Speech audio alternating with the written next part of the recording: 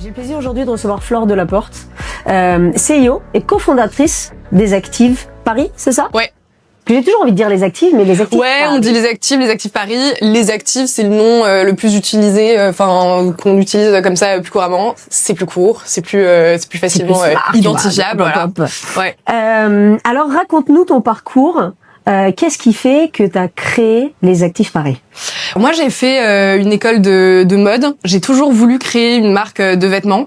Et il se trouve qu'en parallèle, je suis assez sportive. Et franchement, moi, j'avoue que les tenues de sport, elles duraient jamais plus de 6 mois. Et finalement, je me suis dit, entre les lavages et finalement les tenues qui se mettent à boulocher, qui perdent de l'élasticité, etc., il y a vraiment quelque chose à faire.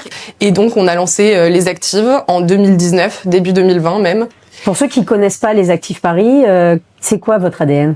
L'ADN de marque, c'est vraiment, l'ADN de marque Les Actives, c'est vraiment des basiques du sportwear conçus donc pour durer, des coupes simples, intemporelles, des coloris un peu différenciants les uns des autres, mais des couleurs assumées, des couleurs fortes, d'autres un peu plus sobres. Le mélange entre des tenues donc féminines, intemporelles dans leur design et à la fois techniques. Tu nous parles beaucoup effectivement de ce côté ultra confortable et de la technicité, et du coup, comment ils sont conçus tes vêtements aujourd'hui?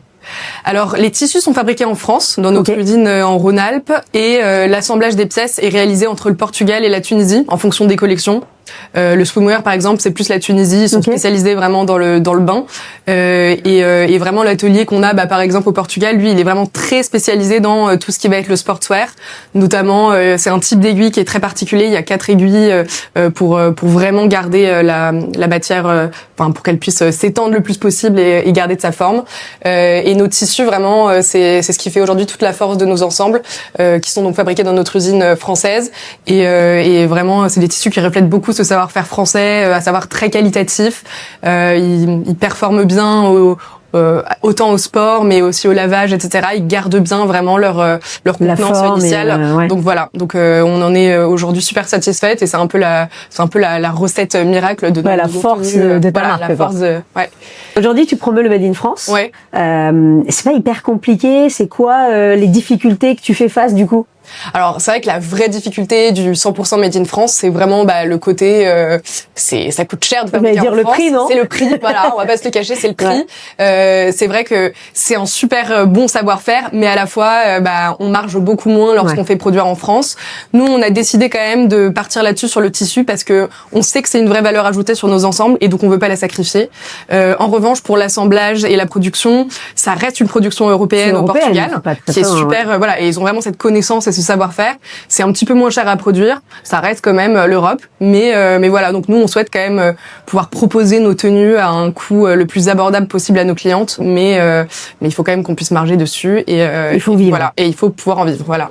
5 ans après le lancement de ta marque, quel bilan aujourd'hui t'en fais? Alors après 5 ans d'existence de marque, c'est vrai que nous on est super heureuses de voir que les pièces plaisent. Nos clientes sont généralement séduites par nos tenues. Elles recommandent souvent derrière, ce qui est super encourageant pour nous.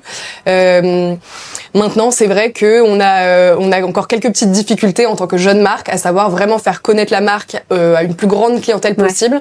Et donc aujourd'hui, c'est vraiment ça qu'on va chercher à faire, c'est se développer encore en France, mais aussi un peu à l'étranger. Là, on commence à avoir quelques studios qui revendent nos tenues et nos ensembles un peu ailleurs en Europe, donc au Portugal, en Belgique, au Luxembourg. On a un studio à l'île Maurice. Donc on se développe petit à petit, mais c'est vrai qu'aujourd'hui, ça reste une de nos plus grosses problématiques de savoir de se faire connaître. Voilà, exactement. Parce que on en a pas parlé, mais aujourd'hui, comment on fait pour acheter ton produit? Il est sur e-commerce? Est-ce qu'on peut le trouver quelque part? Aujourd'hui, on est vendu principalement sur notre site. Donc effectivement, je dirais que 80% des ventes, lesactivesparis.com, merci de le rappeler. C'est important. C'est important de le rappeler. Et sinon, on est vendu pas mal en studio de yoga et de pilates. Donc on a une 30aine de studios partenaires. Ce qui est génial, c'est en France, tu disais un petit peu en France, aussi, et un peu aussi en Europe, j'ai compris l'île Maurice. Ouais, à l'île Maurice. Sache que j'ai retenu l'île Maurice. Il y en a un à l'île Maurice. Et en fait, ça permet vraiment d'aller toucher directement la cliente cible, puisque les professeurs de pilates et yoga sont celles qui portent nos tenues à longueur de journée. Qui nous font par ailleurs leur meilleur retour, et qui savent super bien les vendre aussi à leurs clients. aux filles qui viennent chez elles. Et ensuite, on est vendu aussi dans quelques boutiques et concept stores, soit éco-responsables ou qui ont vraiment cette notion de durabilité, soit un peu made in France, soit un peu autour du sport. Ouais, okay. Et ensuite, on est aussi présente sur des plateformes marketplace, donc par exemple comme la marketplace Decathlon ou d'autres marketplaces. Non, mais c'est bien qu'on le sache aussi. On peut aussi trouver sur marketplace. Ok. Ouais. Et du coup, c'est quoi que tu prévois sur les prochaines années? Qu'est-ce qui te ferait kiffer? Tu voudrais développer comment? Sur les prochaines années, j'aimerais vraiment qu'on continue à être dans cette dynamique de se développer peut-être encore plus à l'international, ouvrir de nouveaux points de vente physiques. Je crois qu'il y a beaucoup de salons de yoga aux États-Unis et tout, en Asie. Je pense que tu peux aller partout. Hein. C'est vrai, il y a de quoi faire. Mais c'est vrai qu'en fait, nous, ce qui fait vraiment la force de nos vêtements, c'est de pouvoir les toucher, pouvoir les essayer, se rendre compte vraiment de la qualité. Et on s'en rend pas forcément compte quand c'est juste en ligne par rapport à un autre leggings lambda. Là, du coup, c'est vraiment une force, une vraie valeur ajoutée d'avoir un point de vente concret, physique, où on peut tester et essayer les vêtements. Donc ça, c'est vraiment dans les objectifs, en tout cas dans les prochaines années et en tout cas l'année à venir. D'abord en France ou plutôt si tu devais ouvrir ton premier magasin, tu les ouvrirais... Honnêtement, les deux. Les développements se font limite les deux en même temps. Les deux en même temps si possible, ça serait génial. Voilà. Et peut-être à terme ouvrir notre propre boutique. C'est pas dans les projets immédiats, mais c'est vrai que ce serait chouette d'en avoir une. Oui, parce que tu peux commencer par des corners ou des shopping-shops et puis petit à petit ouvrir quelques magasins. Ouais.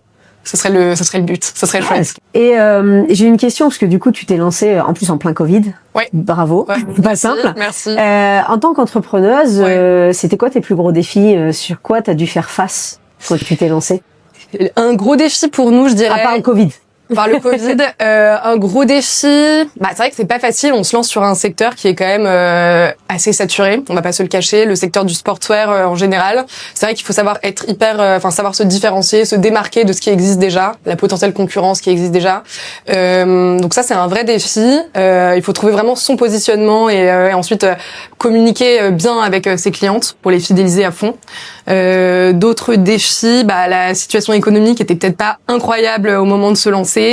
C'est vrai qu'il y avait aussi le confinement, donc forcément les gens étaient chez eux.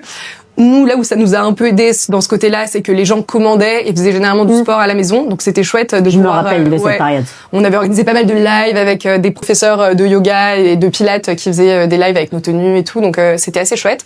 Mais comme on chouette à l'époque. Chouette, voilà, entre guillemets. Mais donc voilà, donc ça c'était les petits défis. Et c'est vrai qu'aujourd'hui un défi c'est que on reste un tout petit acteur dans un monde où il y a quand même des grands géants de la fast fashion et qu'il faut rester compétitif.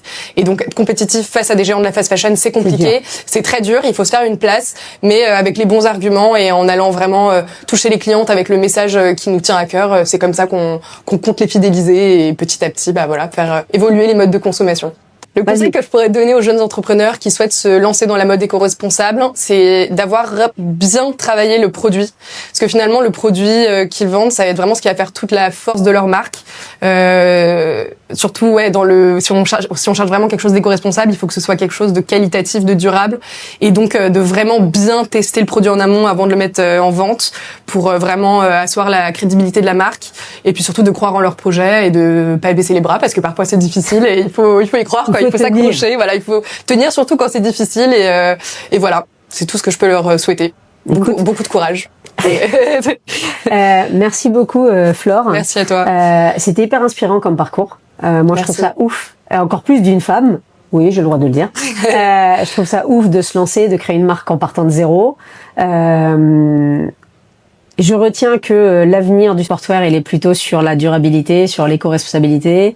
Et je suis sûre qu'il y a encore plein de belles années. J'espère qu'on se verra un jour dans un de tes magasins. Ouais, avec plaisir, carrément.